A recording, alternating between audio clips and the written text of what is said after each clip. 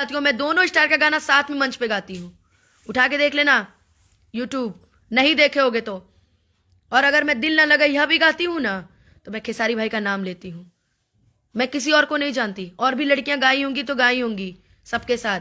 मैं अपने आप को मानती हूँ कि मुझे लोग मानते हैं। मेरी सोच ना इतनी गंदी नहीं है किसी के प्रति। मैं जब यूट्यूब खोल रही हूँ तो अरे खेसारी भी तो अच्छे हैं, उनके साथ फोटो नहीं लगा रही, ठीक है, फिर से खेसारी भाई के साथ शो रहेगा तो उनके साथ भी फोटो लगाऊंगी। कोई कह रहा है कि अरे पवन के साथ ये कर रहे हैं, क्या यार चुतियापा कर रहे हो यार, पवन जी के साथ लगा रही है फोटो तो उसके टीम के लोग बोल रहे ये है वो है। यार मैं एकदम, मेरा दिमाग एकदम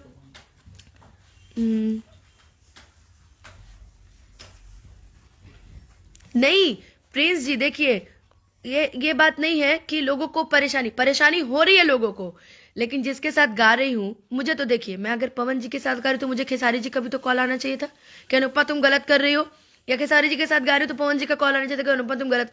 ये लोग का तो कॉल नहीं आया। लेकिन ये जो बीच में, मैं सीधे बोले, चमचे है ना बीच में, चमचे जो खुद अपने चमचा जो होता है ना वो थाली को पूरे खाली कर देता है, ये लोग जो है ना, ये किसी के नहीं है यार।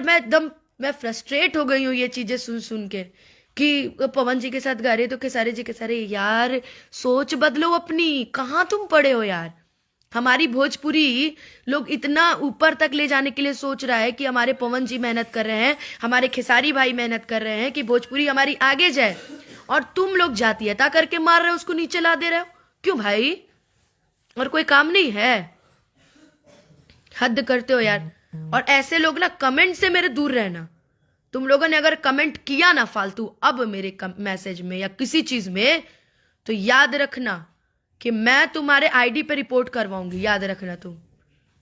हद यार, कोई भी कुछ भी लिखे चले जा रहा है।